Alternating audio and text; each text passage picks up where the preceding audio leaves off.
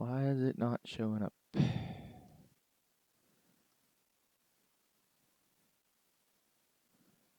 Live streaming. Oh, yeah, it says we're live. Now I just need to grab the link.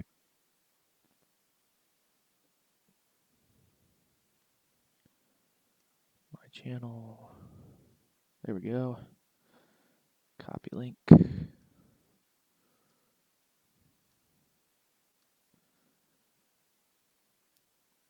Update.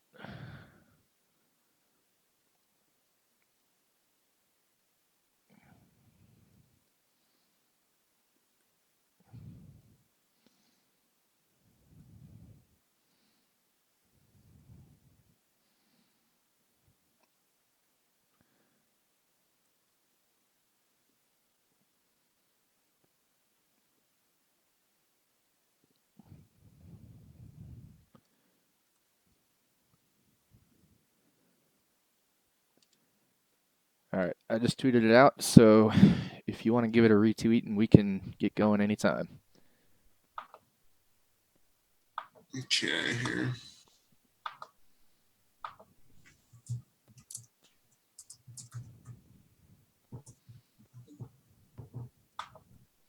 Yep, let's get going. Sounds good. Go for it. Oh, you want me to start? Yeah.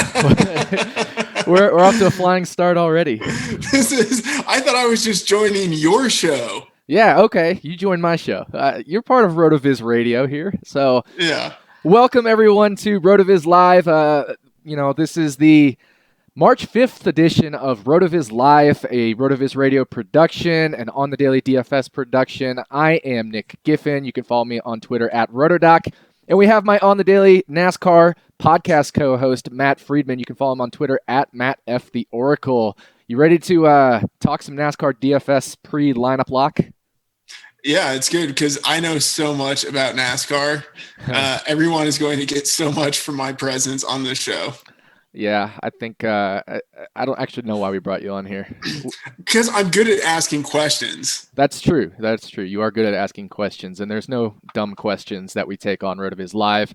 If you want to ask any questions, use the hashtag RVLive. Matt and I will be scrolling through them, and I'm sure he'll be asking me all those questions you guys have been asking on Twitter. So before we get started, I want to remind everyone you can get a listeners-only 30% discount to the RotoViz NASCAR Pass. So that gives you access to all of my apps and articles, and that is at the website rotoviz.com/NASCAR podcast. And Matt, do we have any questions coming up? Yeah, there are actually a lot. So one has to do with Almendinger exposure for GPPs. Almendinger exposure for GPPs. So Almendinger qualified there in like the 20th position, I think it is, and 20th, and I kind of like having some exposure to him because I think he's going to go overlooked, I should say, maybe for guys starting further back like Casey Kane or Eric Almirola.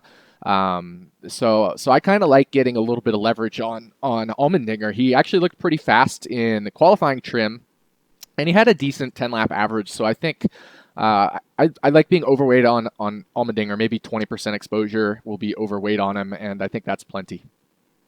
All right, so I know we covered this in the pod that we did on Friday night, but which drivers are you just kind of outright eliminating from the driver pool? So definitely a lot of the back markers. There are certain drivers that you can't play at all, like Derek Cope,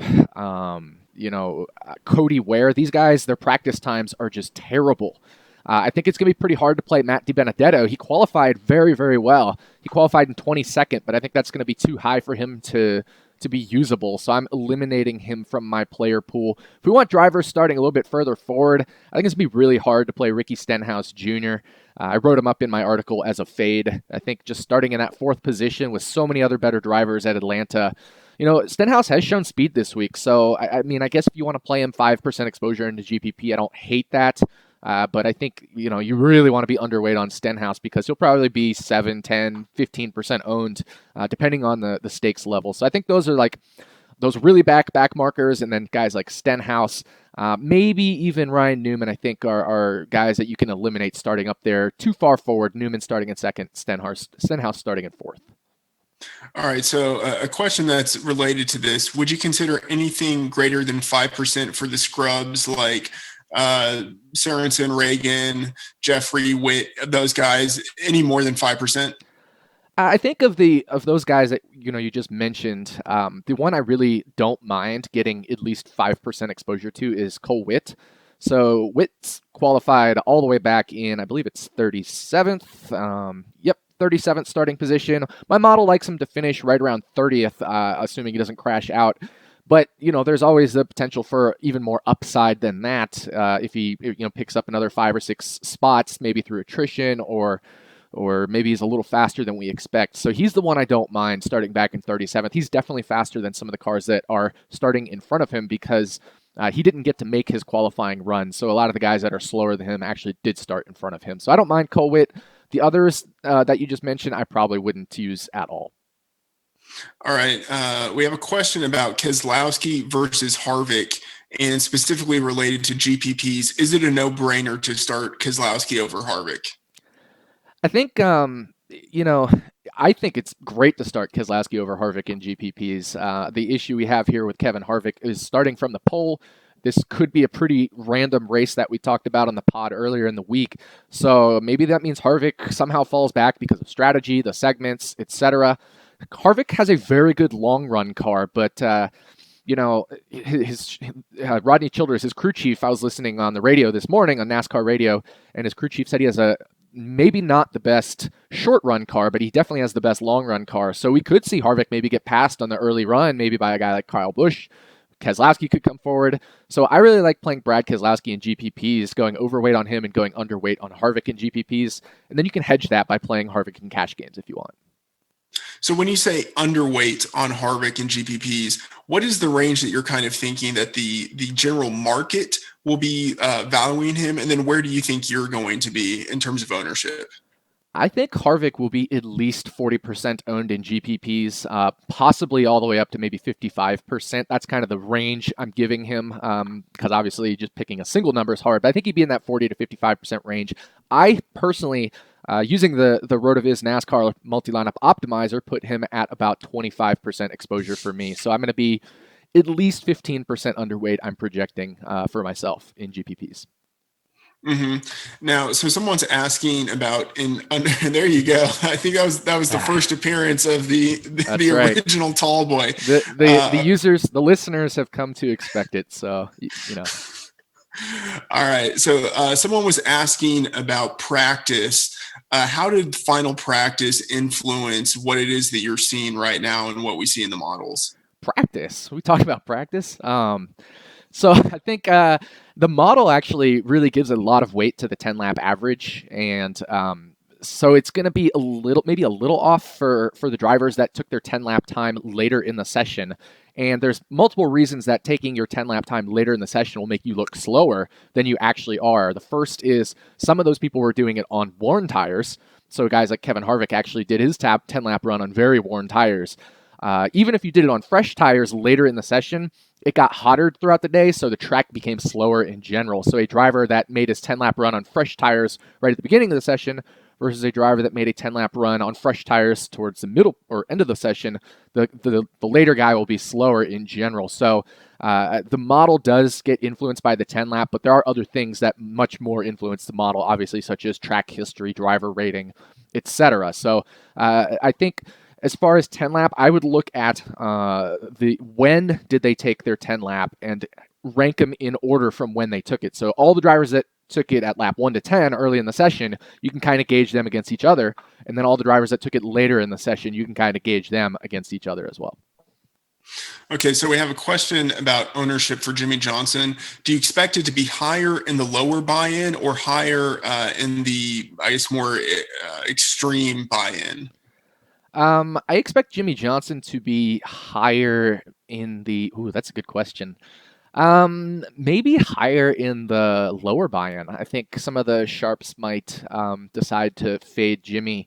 He's really great at Atlanta, and I think that could inflate his ownership because people see he won last year and has won many Atlanta races recently. So I I think he'll probably be higher owned in the lower stakes, but I could totally be wrong on that actually, because I could see the sharp players just being like, Jimmie's a great play. He's starting 18th. Come in plenty of plays differential, strong track history. So I could go either way on it. I know I'm going to be underweight on Jimmie regardless. That's my plan for GPPs. Okay. Now, someone is asking about your favorite cash game play under 7,000 besides McDowell. Under 7,000 besides McDowell. I think that's going to be Ty Dillon at 6,100 there. That's Ty Dillon starting 26th. He's in that Geico car that Casey Mears drove last year. Ty Dillon was in the winning lineup at Atlanta last year. So I think this is a great starting spot for him. He practiced a lot better than he qualified, both in 10 lap and in single lap. So I certainly think Ty Dillon's the under 7K play today. All right. We have someone asking about Clint Bowyer starting 25th. What are your thoughts on him? I think Clint Bowyer will be maybe a bit of a popular play because he's in that new Stewart-Haas car and he's qualified 25th. But Bowyer has struggled a bit at Atlanta, so I'm going to be underweight on him. I think he could be like 30% owned up to there, maybe 25, 30% owned. I'm going to be underweight, but I don't hate him. I will probably use him in one of my 3 cash game lineups because I like the hedge life, so that's probably what I'll do there. All right, now we have someone asking a technical question about the optimizer. They cannot get the minimum percentage to work. Even at 100%, they still aren't placed in a lineup. What am I doing wrong? So real quick, a couple tips on using the optimizer. I like to start by changing the maximum exposures first because, if you just ran, let's say, 100 lineups, you would get, based off the current projections, you might get Matt Kenseth in like 95 of them or something. So I like to start reducing those guys' maximums and getting them to where I feel comfortable with their maximum exposure, and then adjust the minimums. Now, sometimes you might get an error from the minimums if you put too many minimums because it's just a quirk of the algorithm where if you have a lot of minimums, it'll try to stuff in maybe 7 drivers into a 6-driver lineup. So just play around with the minimums a little bit. What I like to do if I want to use maybe 3 drivers at 5%, I might put one at 4%, one at 5%, one at 6%. That way it gets a little more shuffled up in the optimizer. So you shouldn't have any troubles if you're going 0 to 100 with all of the drivers, but I like to start from the maximums and reduce those. Remember, the maximums have to total at least 600%, and you really need a lot more than that, probably around 700%, because if you just total at 600%, some of those lineups will probably be, if you're using like 5 drivers that will cost you more than $50,000, they're not even going to be usable. So you need to really have about at least 700% minimum for your total maximum exposure. All right, this is a good question, I think. Can you talk about the difference in roster construction for GPPs this week versus last week at Daytona? Yeah, so definitely last week at Daytona, we were just for GPPs, we were picking at least 4 guys starting in the back, like worse than 25th. Maybe 1 guy in the middle and 1 guy up front. That would be like the most aggressive approach to starting position. Obviously, you could pick even more guys starting further back, 5 or all 6 starting further back. This week, I think, obviously, we want to try to capture some Dominator points. So certainly it makes sense to pick a couple drivers that have the potential to dominate, whether it's a Kevin Harvick or a Brad Keselowski or a Joey Logano. You want to have lineups where you can capture some of the Dominator points. I think it could be more spread out. As we talked about in the podcast earlier in the week, the Dominator points could be more spread out, so it may not be as imperative to get all of them, but you still want to get as many as you can. Then we're going to want to target place differential and high finishing position. I like to target place differential with the cheaper guys and high finishing position maybe with the middle and more expensive guys. So a driver like Matt Kenseth starting in 16th, he could finish in the top 5. He could win this race. So starting in 16th is totally fine because he can win this race. Place differential isn't going to be the king that it was at Daytona when there's more predictability and when there's more Dominator points available that are much easier to capture by 1 or 2 drivers. Sure. So we have someone asking a question. Are you targeting mostly drivers starting 25th and back for GPPs? So that would have been the strategy last week, not so much the strategy this week. Yeah, it's not so much the strategy this week. Obviously, you can if you get a lineup maybe like Eric Almirola, who starts 30th, Casey Kane, who starts 29th, Ty Dillon, who starts 26th. that is a viable lineup. As if they all come up into the top 15 for whatever reason, certainly that's possible. I just think that's not necessary to win a GPP this week. There's multiple roster constructions that could win. So if you're multi-entering, I like getting a couple different exposures to each of the different types of roster construction. I know most of my lineups probably have 2 drivers starting 25th or worse. Some have 3. And then I like targeting some of the drivers in the middle of the field that I think could finish inside that top 5. All right. Danica is starting 24th, and someone is asking about GPP exposure for her. Is 30% too high? I don't think it's too high depending on your risk tolerance. It's certainly a risky play. If you want to be a little less risky, I might go around 15 to 20%. I don't think she's going to reach even those levels in terms of like the exposure to the field. So I think you'll be overweight on her if you're at 15 to 20%, and that's pretty good to get some leverage. But if you want to be a little more risky, that's totally fine. Danica didn't have the greatest final practice session, but she knows how to survive and advance in these races these days. I don't see her losing the lead lap with the segments, with all the cautions, lucky dogs, etc. So she'll at least be there halfway through the race as long as she doesn't encounter any problems. I'm pretty sure of that. So then if things go crazy, certainly she could be in the winning lineup. I will definitely have exposure to her. I'm probably going to be more equal to the field, around 10 to 15%. Okay, so out of, let's see, Keslowski, Truex, and Logano, how are you kind of ranking those 3 in terms of how they might finish, but then also what you want your exposure to be? Keselowski, Truex, and Logano, I like that. So for me, I think Keselowski is the most likely to win of the 3. You bring in the strategy element, which seriously favors both Logano and Keselowski, but especially Keselowski. B, he's been really good in practice, both in the single lap and the 10 lap. He was the fastest among all the drivers that made their 10 lap later in the session. So that's a plus. And then he's just been really good at like tracks like Texas and Atlanta in the past. So I think he's my favorite. So I'll have the most exposure to him as well. I think Joey Logano, it will probably be my least exposure here. He's starting 1 spot further back than Keselowski, and I think people will be on him, and that's certainly fine. He just didn't necessarily have the greatest final practice. I think he certainly could win this race. Obviously, we've seen Joey Logano win at these 1.5 miles before, so I just like going back a few spots further back to Martin Truex Jr. starting in 9th. That's a little more place differential, and he obviously dominated a lot of the 1.5 miles last year. If that continues, you're definitely going to have exposure to him. So I'm going to be in order: Keselowski, Truex, and Logano with my exposure. All right, so another question here: 3 guys. Casey Kane, Chase Elliott, and Kyle Larson. Thoughts on those 3? Kane, Elliott, and Larson. So Casey Kane is the safe play. He's starting in 29th. He costs $8,000. He has multiple career wins at Atlanta. So he's certainly a driver that can get it done at this track. The problem is Hendrick has struggled a little bit this week, the Hendrick Motorsports team in general. And Casey Kane obviously has struggled in the past year or 2, maybe even 3 years at Hendrick. So he's really on the hot seat. I think he's a safe play, a fine play. He could be in the winning lineup, but he probably is the least likely of the 3 to pick up a top 5. I think Chase Elliott is the most likely to pick up a top 5 of the 3, and he starts there in 11th starting position. So I think Chase Elliott's my favorite play. Kyle Larson's kind of a sneaky play. He starts in 8th. He can do well at this track, especially with the new NASCAR package and tire wear. That suits his driving style.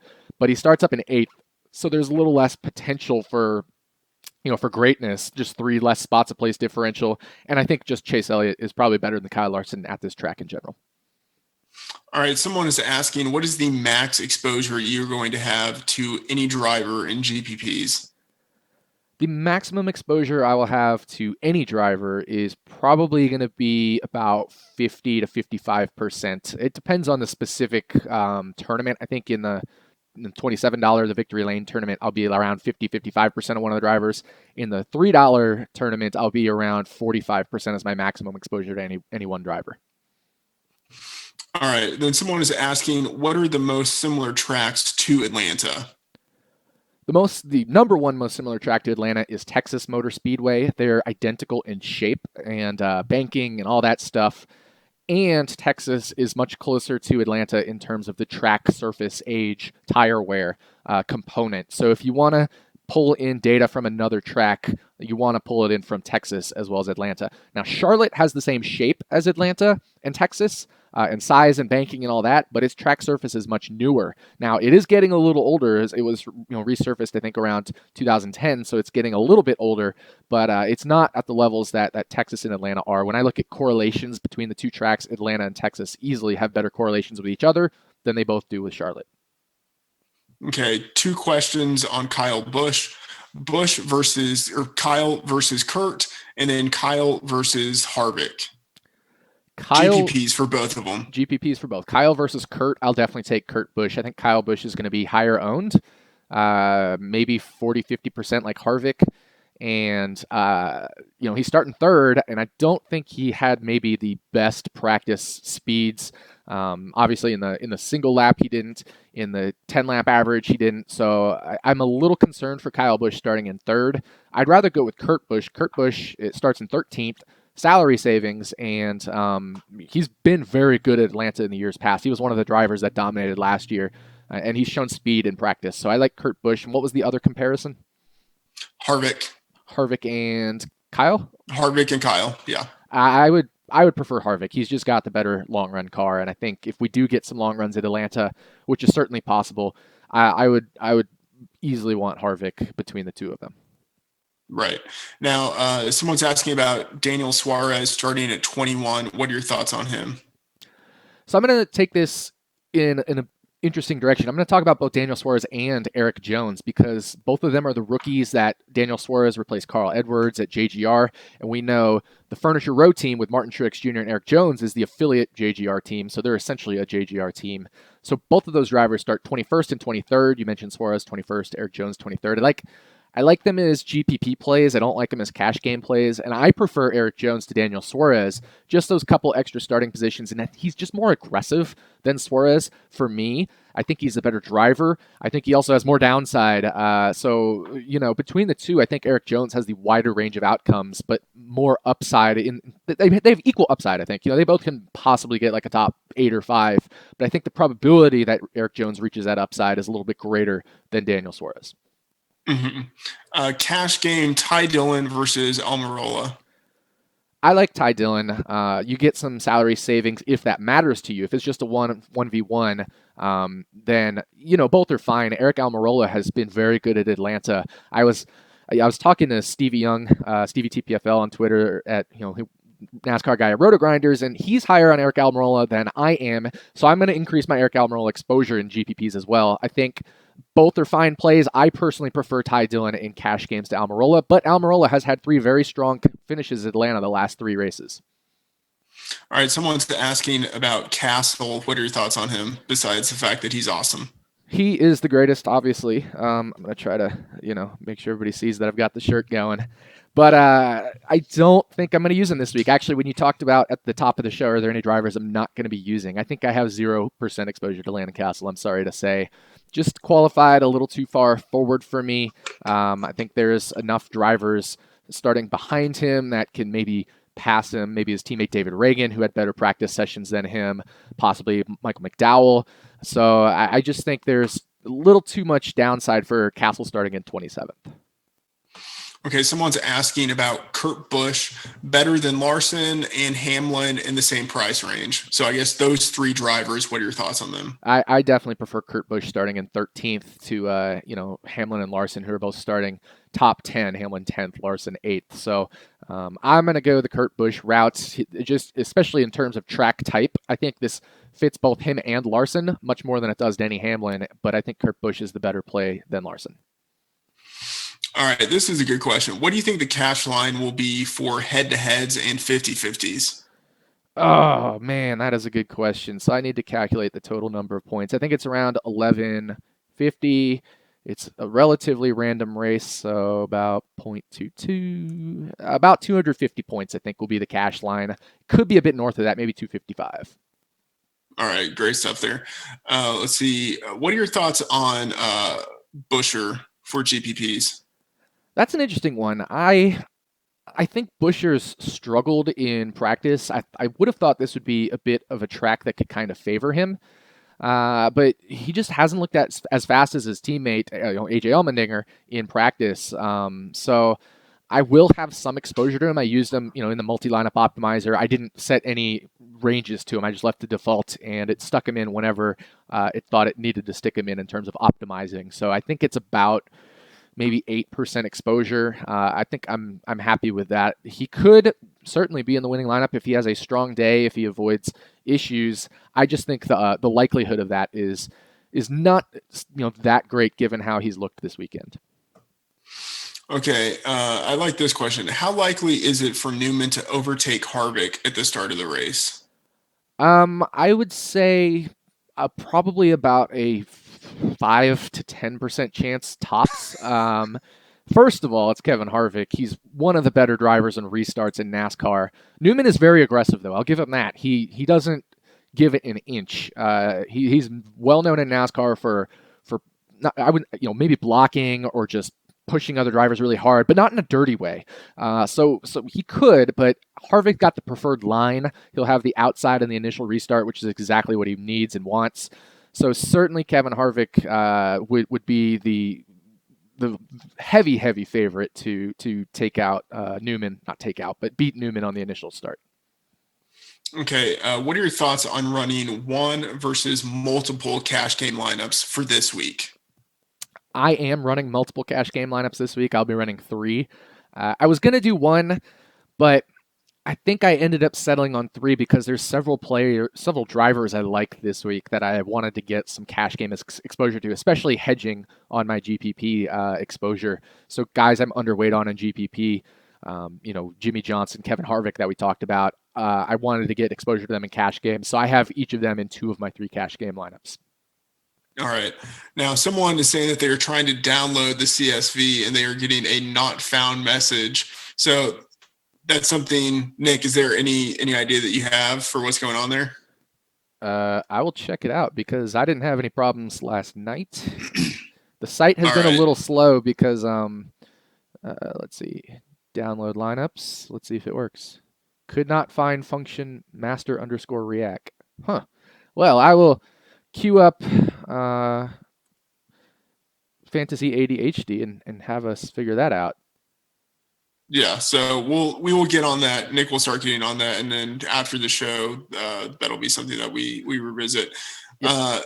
There's a question on having 2 possible dominators in your lineup. It seems like that's kind of the optimal way to go for this race, but correct me if I'm wrong. Yeah, 2 possible dominators, I think, is probably where I'm going. I think the dominator points could be pretty spread out, so 3 is fine. But I think if you're trying to get a third dominator, make it somebody who's starting from the middle of the field, like Kurt Busch, Matt Kenseth type driver. All right. Thoughts on Blaney this week?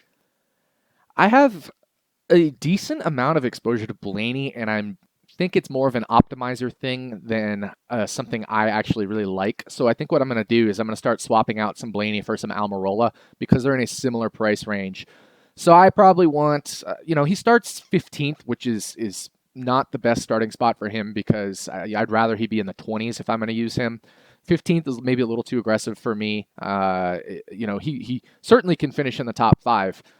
Don't get me wrong. I just think a driver like Chase Elliott is much more likely to finish in the top 5 than Blaney, and they're only starting 4 spots apart. So, yes, Chase Elliott is much more expensive, but I just think the upside for Blaney is probably a bit capped this week. I don't expect him, to finish top 3 or anything like that.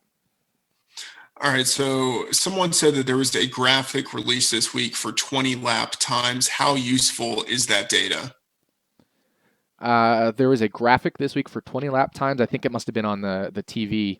And I think, so if they had those, I would definitely be checking those out. I didn't end up writing them down. I watched a bit of practice, was running some other errands. And so if there were 20 lap times from final practice, then definitely I think those are useful pieces of information to have for how drivers might perform in the long run. All right. So there are more people who are pointing out that the site is apparently malfunctioning, and we are on that. In the meantime, I want to ask you some questions about some of the drivers. I guess actually sort of like more of a big picture strategy.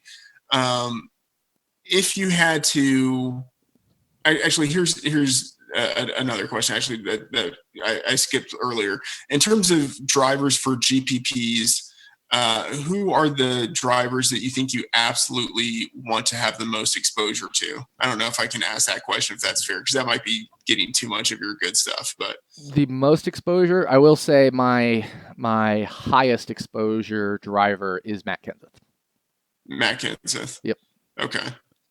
Can you give us a little more of a reason why? Because I know you mentioned him in your RotoViz write-up, but just talk a little bit more about him. I think he's a very interesting play to be different than like a lot of people who'll be using Jimmie Johnson starting there 2 spots further back. Of course, Jimmy's more expensive, but I also think Kenseth is in a price range where people will be looking at a lot of drivers, whether it's Kurt Busch, Kyle Larson, Chase Elliott. So I think he's in that price range where maybe I just want to target him heavily because I don't think he'll be high enough owned relative to his upside. I just want to get some leverage on him.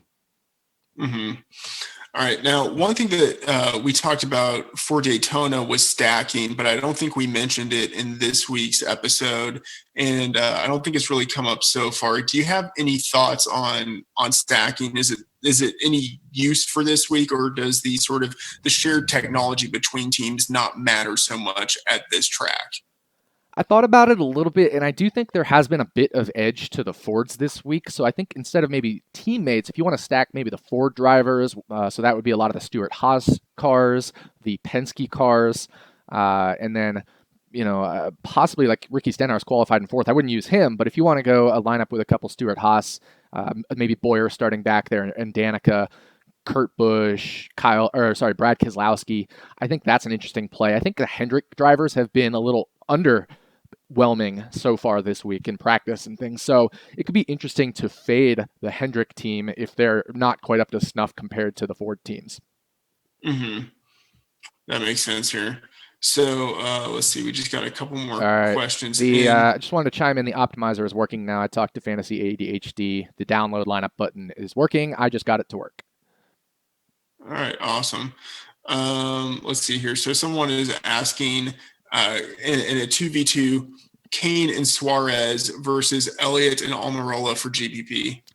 Kane and Suarez versus Elliott and Almirola. I like Elliott Almirola side. I think I just think Elliott's upside compared to Suarez is much greater. And then when you look at Kane and Almirola, Kane maybe has a bit more upside than Almirola. I just think he's struggled, and I just prefer the upside of in those combinations. I just prefer the upside of Chase Elliott. Of the Hendrick cars, he's been the strongest this week. So he is somebody I think could have an outside shot at winning this race.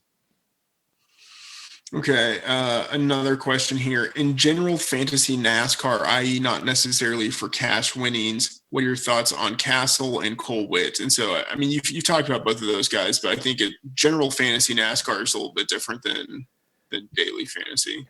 Yeah, so Cassill versus Witt in general fantasy NASCAR. So this is like the Yahoo, maybe if you're playing a C-list driver, or maybe the Fox Fantasy Live. I think I would prefer Cassill to Witt, unless there's place differential in the format you're using. If there's not place differential in the format you're using, I'd prefer Cassill. If there is, I'd prefer Witt. Okay. I think we basically hit on all the questions that we have here. Nick, anything else you think we should know about?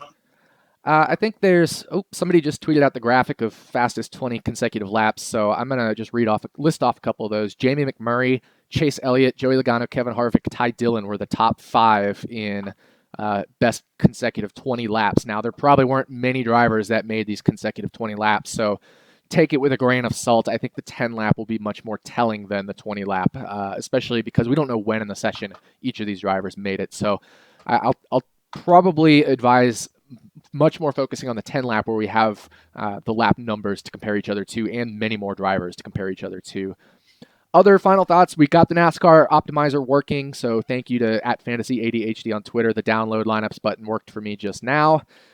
I'll be here, so lineups lock in 1 hour, just under 1 hour from now. I'll be here on Twitter answering any last-minute questions that come up, but also be tweaking some of my lineups, so I just wanted to say good luck to everybody this week. Do you have any other thing to add, Matt? Yeah, one person asked a Trevor Bayne question, which I think means that it's time to end the show. Yeah, I would agree with you there. I think anytime a Trevor Bayne question comes up, no, I'm just kidding. Seriously, though, about Trevor Bayne, he's starting too far forward for me. So I have almost no exposure. I just have a couple rando lineups where he's thrown in from the optimizer. So not much Bayne exposure at all.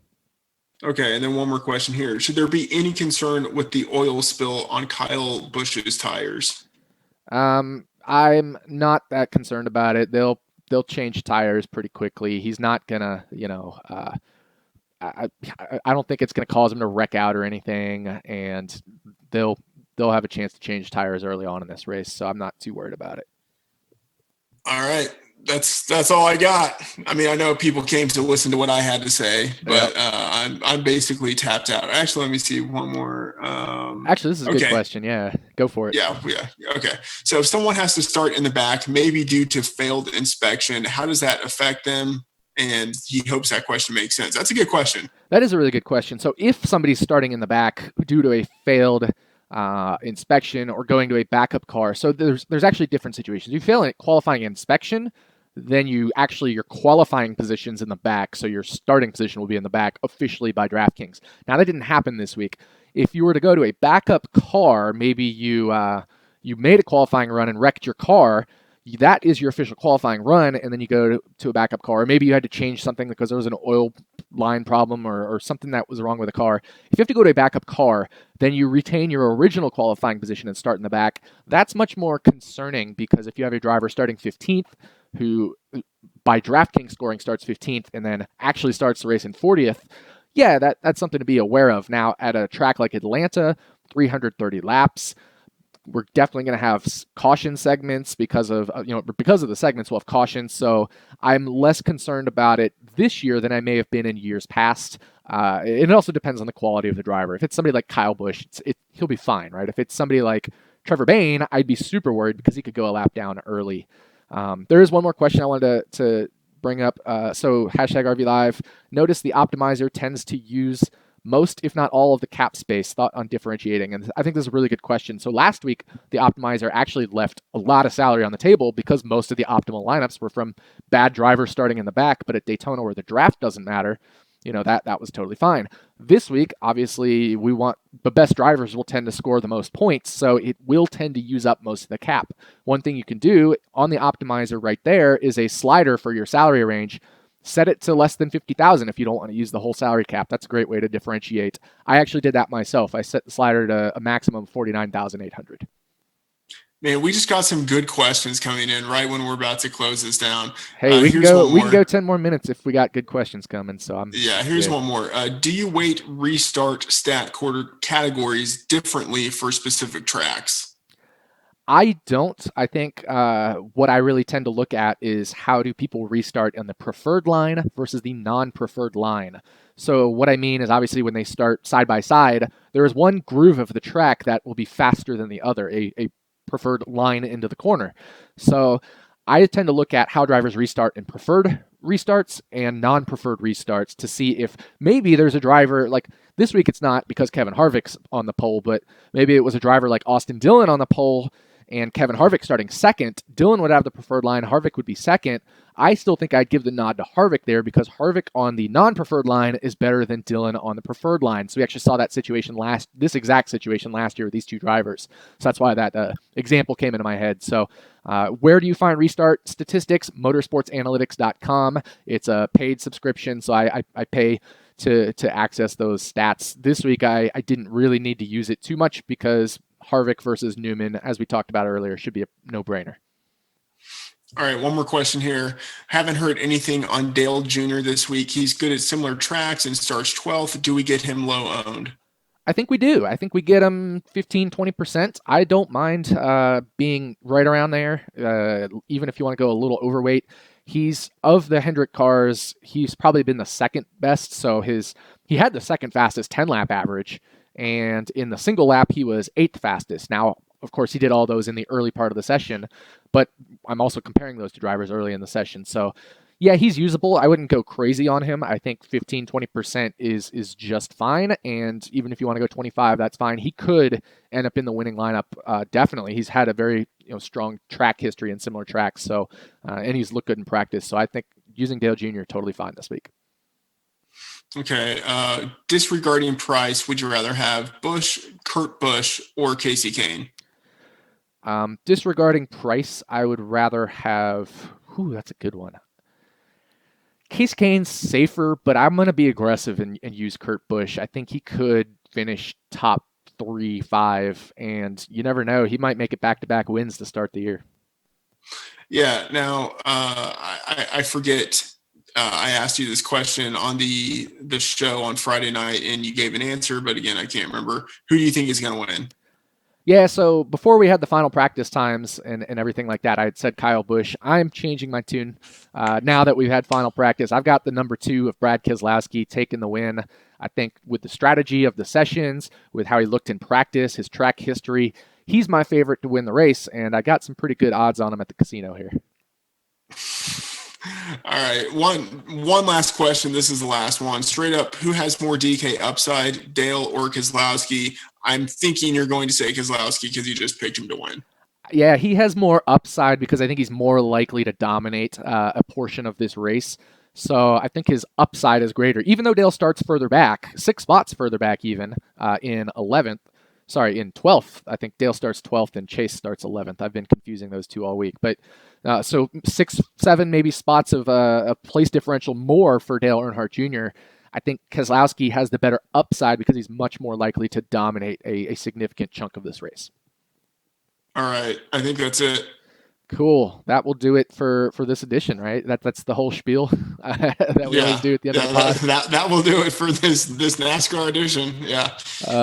Awesome. So we'll be back on our normal podcast schedule this week in terms of the next race at Las Vegas, where I will be going to the race. So next week's race is Las Vegas. I think we'll have a special guest on this week as well to talk about some DFS strategy. I wouldn't say NASCAR expert though, but it's certainly one of the interview you'll want to check out. One of the best DFS players in general in the world. Anything else? One more question. This is a good one. How many Budweisers do you pound on NASCAR day? That's actually probably the best question. So I'm actually only through this. I've only been sipping during an actual race. It depends. I think today I'm going to take it pretty easy, so maybe 3 or 4. I think Daytona 500, I probably went close to a 12-pack. Of those? Not of the talls, of the 12 ounces. Yeah, that would be. All right. Yeah. Okay, let's kill it. Sounds good. We will see you guys next week. Regular podcast schedule and RotoViz Live. Good luck, everyone. Thanks, everyone.